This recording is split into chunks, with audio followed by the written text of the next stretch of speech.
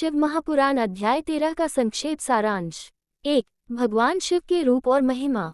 शिव महापुराण के अध्याय 13 में भगवान शिव के विविध रूपों का वर्णन किया गया है। शिव न केवल विध्वंसक बल्कि सृजन और पालन करने वाले भी हैं। वह अनंत और निराकार रूप में प्रकट होते हैं, लेकिन साथ ही साथ वह साकार रूप में भी भक्तों के समक्ष आते हैं। इस अध्याय में भगवान शिव के महान रूपों, उनके आशीर्वाद और उनके तपस्या के महत्व पर चर्चा की जाती है। 2. शिव के रूपों का विवेचन। भगवान शिव के कई रूप हैं, जैसे वे लिंग रूप में, नटराज रूप में, यति रूप में आदि। हर रूप में उनका एक अलग उद्देश्य और महत्व होता है। भगवान शिव के दर्शन करने से शांति, ज्ञान और आत्म साक्षात्कार की प्राप्ति होती है। 3. भगवान शिव और उनकी तपस्या। भगवान शिव का ध्यान और तपस्या का महत्व इस अध्याय में विशेष रूप से बताया गया है। शिव की तपस्या से ब्रह्मा, विष्णु और अन्य देवताओं का जन्म हुआ और उनसे उत्पन्न सृष्टि का पालन हुआ। भगवान शिव की तपस्या का प्रभाव और उपासना के द्वारा भक्तों को मिलने वाले लाभ पर विस्तार से चर्चा की जाती है। 4. शिव भक्तों की कथा। अध्याय 13 में भगवान शिव के भक्तों की विशेष कथाएं भी बताई जाती हैं। जैसे महादेव के भक्तों ने अपनी श्रद्धा और भक्ति के द्वारा भगवान शिव का आशीर्वाद प्राप्त किया। उनकी जीवन में शिव के प्रति आस्था ने उन्हें संसार के संकटों से उबारा और उन्हें मोक्ष की प्राप्ति हुई। 5. भगवान शिव की उपासना के उपाय। इस अध्याय में शिव उपासना के तरीकों पर भी प्रकाश डाला गया है। शुद्ध मन से शिव की पूजा करने, उनके मंत्रों का जाप करने और शिवलिंग की पूजा से भगवान शिव की कृपा प्राप्त होती है। शिव के विभिन्न मंत्रों का जाप करने से भी जीवन में सुख शांति की प्राप्ति होती है। 6. शिव के अभिशाप और आशीर्वाद। भगवान शिव का एक और महत्वपूर्ण पहलू उनका अभिशाप और आशीर्वाद देना है।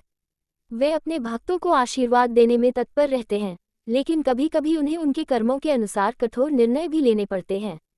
इस अध्याय में शिव के अभिशाप और आशीर्वाद देने की प्रक्रिया को विस्तार से बताया गया है।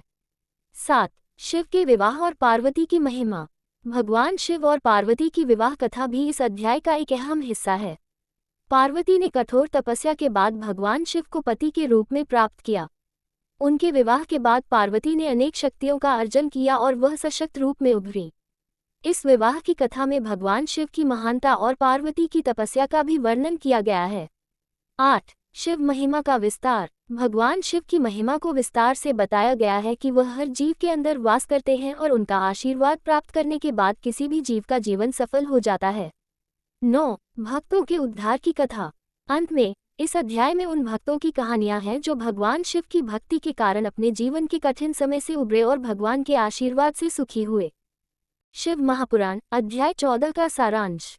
1. शिव के लक्षण और रूप। इस अध्याय में भगवान शिव के रूप, उनके अवतार और उनके अद्वितीय गुणों का वर्णन किया गया है।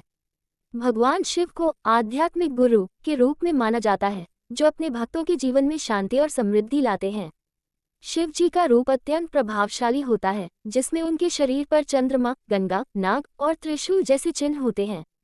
2. कैलाश पर्वत। कैलाश पर्वत शिव जी का निवास स्थान है। यहाँ का वातावरण अत्यंत शांतिपूर्ण और दिव्य है। शिव का निवास यहाँ रहने वाले योगियों के लिए परम तपोभूमि है। इस स्थान पर भगवान शिव की पूजा करने से समस्त पापों का नाश होता है और भक्तों को मोक्ष की प्राप्ति होती है। 3. शिव और पार्वती का विवाह। इस अध्याय में शिव और पार्वती के विवाह का भी वर्णन है। पार्वती, जो पहले हिमालय की कन्या थी, ने कठोर तपस्या करके शिव जी को पति के रूप में प्राप्त किया। इस विवाह की कथा में भक्तों के लिए जीवन के संस्कारों और तपस्या के महत्व को बताया गया है। 4. शिव की पूजा विधि। इसमें भगवान शिव की पूजा की विधियों का विस्तृत विवरण दिया गया है। शिव पूजा में विशेष रूप से शिवलिंग की पूजा का महत्व बताया गया है। शिवलिंग का रूप निराकार भगवान शिव का प्रतीक माना जाता है और इसे श्रद्धा और विश्वास के साथ पूजा करना अत्यंत लाभकारी होता है। 5. शिव के भक्तों की कहानियाँ। इस अध्याय में शिव के भक्तों के कुछ प्रसिद्ध उदाहरणों का भी उल्लेख किया गया है, जैसे रावण, भृगु और अन्य महान भक्तों की तपस्या। इन भक्तों ने अपनी कठिन तपस्या से भगवान शिव को प्रसन्न किया और उनसे अद्भुत वरदान प्राप्त किए। 6. शिव का अवतार। भगवान शिव के कई अवतारों का भी उल्लेख किया गया है, जिनमें उनके द्वारा राक्षसों और असुरों का वध करने की कहानियां भी शामिल हैं। इन अवतारों के माध्यम से यह संदेश दिया जाता है कि भगवान शिव सदा धर्म की रक्षा के लिए उपस्थित रहते हैं। 7. योग और शिव। भगवान शिव को योगेश्वर भी कहा जाता है। वे योग और ध्यान के आदर्श प्रतीक हैं। उनके अनुयायी जो ध्यान और साधना के मार्ग पर चलते हैं, उन्हें शिवजी का आशीर्वाद मिलता है और वे आत्मज्ञान की प्राप्ति करते हैं। निष्कर्ष, शिव महापुराण का यह अध्याय न केवल भगवान शिव की महिमा का बखान करता है, बल्कि जीवन में तपस्या, भक्ति और धर्म के महत्व को भी उजागर करता है। भगवान शिव के प्रति श्रद्धा और भक्ति से व्यक्ति अपने जीवन को संतुलित और शांति से भर सकता है। यहाँ पर कुछ मुख्य बिंदुओं का सारांश प्रस्तुत किया गया है। इस पूरी कथा को पढ़ने के लिए आपको शिव महापुराण के विस्तृत संस्करण का अध्ययन करना होगा।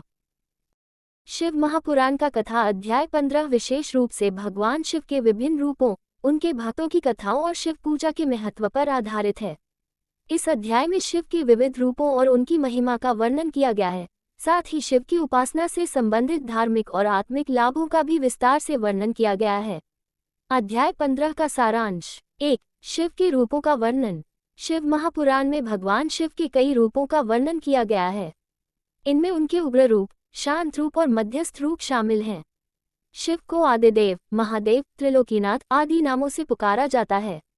इस अध्याय में भगवान शिव के विभिन्न रूपों के माध्यम से उनके अद्वितीय गुणों और शक्तियों का वर्णन किया गया है।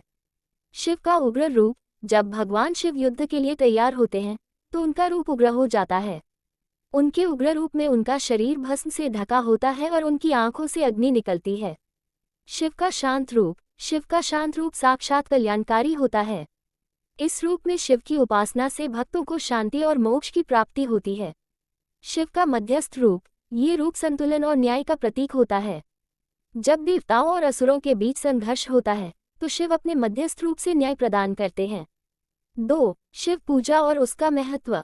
इस अध्याय में शिव पूजा के महत्व पर विस्तार से चर्चा की गई है। शिव की पूजा करने से सभी पापों का नाश होता है और भक्तों को भौतिक और आध्यात्मिक सुख प्राप्त होता है। ये पूजा विशेष रूप से सोमवार के दिन की जाती है, जिसे शिवरात्रि के दिन बहुत महत्व दिया गया है। शिवरात्रि का व्रत। ये दिन भगवान शिव की उपासना का सर्वोत्तम अवसर होता है।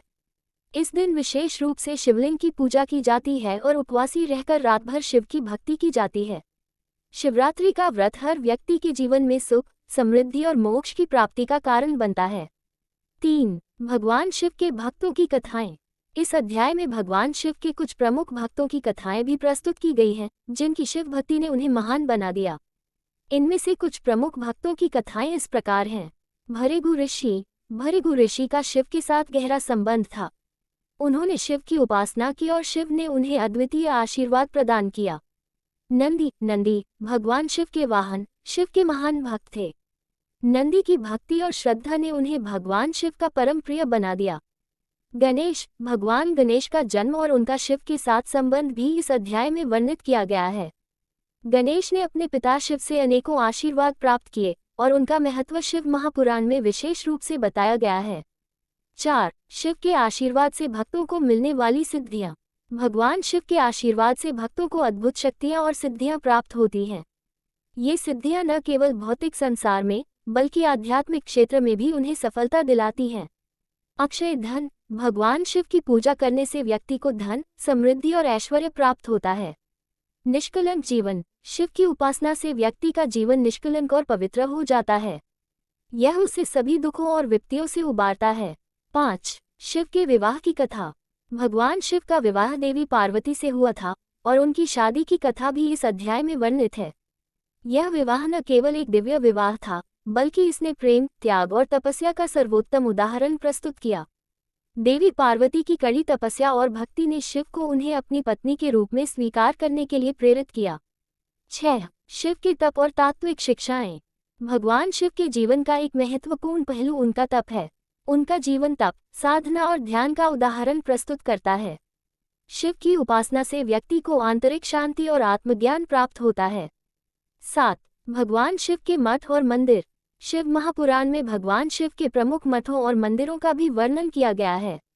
यह मंदिर और मठ स्थान हैं जहां भक्तों को शिव की उपासना करने का विशेष अवसर मिलता है। इनमें से कुछ प्रमुख मंदिर हैं। काशी। काशी वाराणसी को भगवान शिव का प्रिय स्थल माना जाता है। यहाँ की पूजा और तीर्थ यात्रा से भक्तों को विशेष पुण्य प्राप्त होता है। मुकुंदेश्वर। यह मंदिर भगवान शिव के एक और रूप की उपासना का स्थान है, जहाँ भक्तों को भगवान की विशेष कृपा प्राप्त होती है। 8. शिव महिमा के लाभ। इस अध्याय में भगवान शिव की उपासना के लाभों पर भी प्रकाश डाला गया है। शिव की भक्ति से न केवल व्यक्ति को पारलौकिक सुख मिलता है, बल्कि उसका जीवन भी सन्मार्ग पर चलता है। पापों का नाश। शिव की पूजा से सभी पापों का नाश होता है और व्यक्ति को पुण्य की प्राप्ति होती है। मोक्ष की प्राप्ति। शिव की उपासना से मोक्ष प्राप्त करने की राह खुलती है, क्योंकि शिव ही सबसे महान योगी और मोक्षदाता है। 9. शिव के अर्चन का विधि। इस अध्याय में शिव पूजा की विधि का भी विस्तार से वर्णन किया गया है। शिवलिंग का पूजन, मंत्र जप और विशेष रूप से रुद्र अभिषेक की विधियां यहाँ दी गई हैं, जो व्यक्ति की सभी इच्छाओं को पूर्ण करने वाली मानी जाती हैं। निष्कर्ष। शिव महापुराण के अध्याय 15 में भगवान शिव के विभिन्न रूपों, उनके भक्तों की कथाओं और शिव पूजा के महत्व पर गहरी चर्चा की गई है। भगवान शिव के माध्यम से व्यक्ति को आत्मज्ञान, शांति और मोक्ष प्राप्त करने का मार्ग दिखाया गया है। यह अध्याय प्रत्येक भक्त के लिए मार्गदर्शन और प्रेरणा का स्रोत है, जो शिव की भक्ति में संलग्न होकर अपने जीवन को शुद्ध और समृद्ध बनाना चाहते हैं।